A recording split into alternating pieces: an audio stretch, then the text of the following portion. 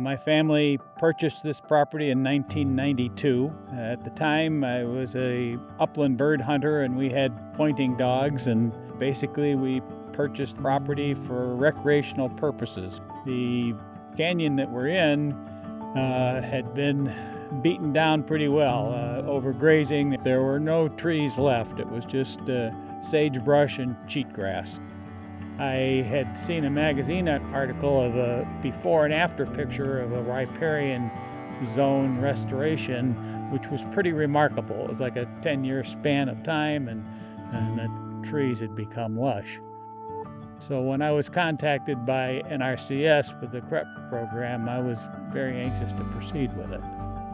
My name is Roger Lathrop. I'm the project manager for the Gilliam Soil and Water Conservation District. Restoration work on this project reach started when Kent purchased the property and enrolled in the Conservation Reserve Enhancement Program, or CREP.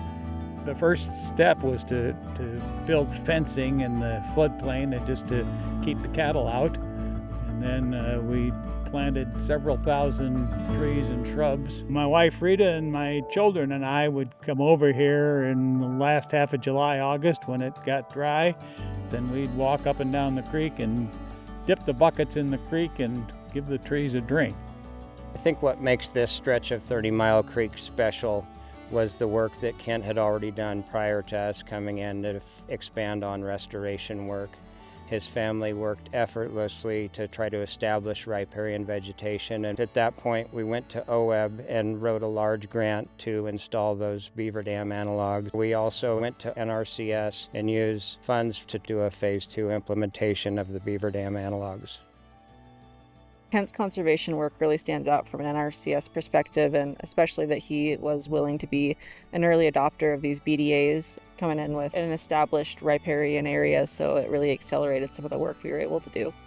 Well, we're just at the beginning of the benefits of the Beaver Dam Analog project, but it will hold the water back longer, it will raise the water table, it will improve pools for fish to survive through the summertime. And by widening the floodplain, it'll allow the vegetation to grow in a bigger area. As a result, 2 years after we installed BDAs on Kent's property, the beavers showed up and went to work. Beaver acceptance has drastically changed over the last 10 years in Gilliam County. The biggest reason was the lack of water we've been seeing in recent years. With the beavers coming in, building their dams, holding that water back a little bit, slowing it down, that's created that cultural shift to where people ultimately just want more water on their property.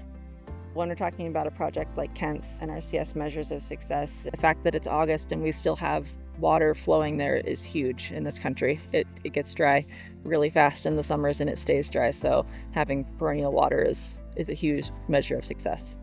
While out here, we also addressed other resource concerns where we were able to go to NRCS and use funds for some upland projects with the spring development. We're out here and we're seeing significant flow into this trough. This is the most challenging time to find water in the area, so this is super exciting to see this off-site water producing like it is. Additionally, we contracted to control invasive juniper on his property, which are removing thousands of gallons from the creek system. And I greatly appreciate all the work that has been done by the NRCS to help me accomplish those goals, because without their help with funding and their expertise in the technical work, it would never have happened. When it comes to working with NRCS, we're here to support you guys, so the most important thing is to come and talk to us, and we're going to find a way to get your project funded and let you be successful. I understand that my project is just a small piece of the overall puzzle in reestablishing the 30-mile watershed. I think conservation became my hobby just as an extension of my previous hobbies as a bird hunter. I mean, rather than hunt birds, it became more rewarding to create habitat for them.